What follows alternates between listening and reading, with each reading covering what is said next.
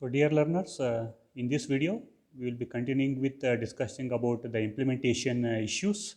That is the third issue, that is regarding with host and target development. Okay, so in the previous two videos, we discussed about software reuse, and another one was configuration management as a part of implementation issues are concerned. Okay, so with respect to this host target development is concerned, as we discussed in our the first video, that is most softwares are going to be get developed on one particular computer, that normally we can call it as a host computer. Okay, and but normally it may not be possible to run that particular software on the same. It may we may run it on some other separate machine, that we can call it as what, the target machine. Okay, so most of the time we cannot say that our host and target should be same. Okay, see, if that will be the case, normally it is going to become a limitation for our software development is concerned. Okay, so more generally we can talk about the development platform and an execution platform. Okay, see, host means normally that we can say that as a, it's a development platform. Okay, the target is nothing but what, our execution platform, and it is not necessarily that both development platform and the execution platform should be same. Most of the time they will always differ. Okay, so when I'm talking about the platform here, a platform is not just a hardware.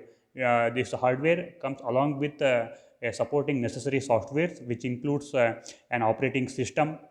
Okay, apart from operating system, we may include a database management system, or any kind of development platform, or even it may be an very popularly known as IDEs, that is interactive development environment, which comes with a group of different supporting software tools which are required for our overall software development is concerned. Is it clear? Okay, so development platform normally this usually has different installed softwares. Okay, not only for the execution platform here. Okay, it is not just like only for execution of that particular software is concerned.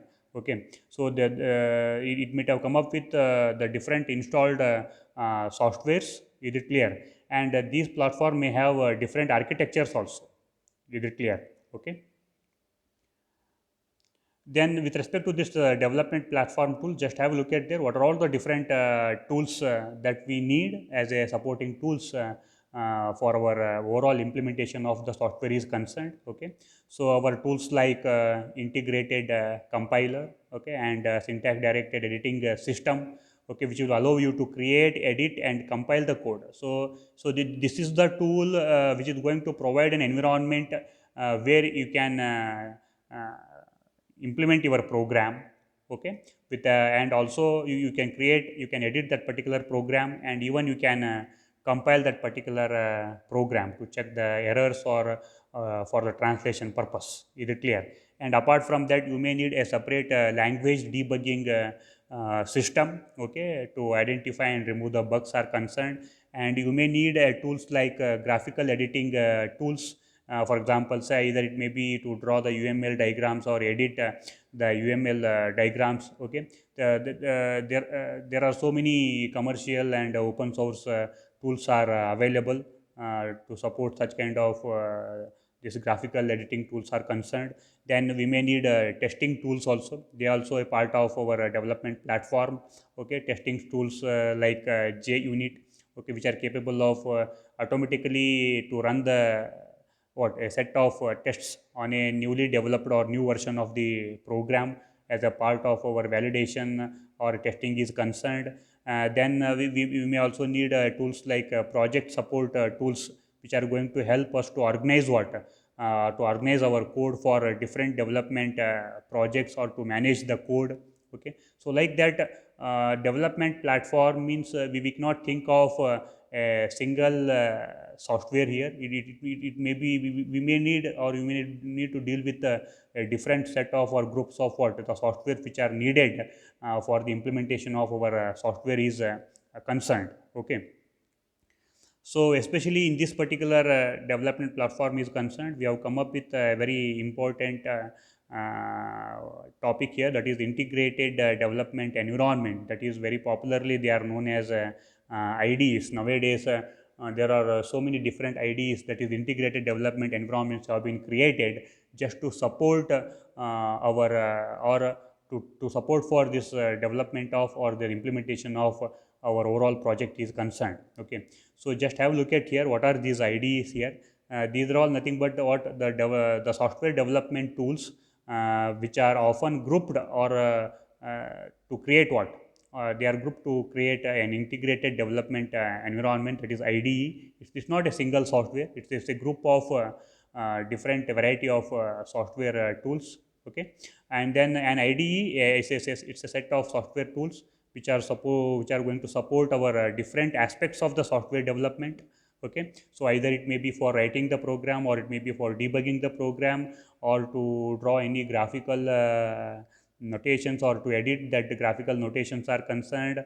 Okay, or we may need to create or maintain that database. For that, the supporting tools we may need, or to support our project management is concerned. Okay, so like that, okay, it is going to give some sort of a common framework.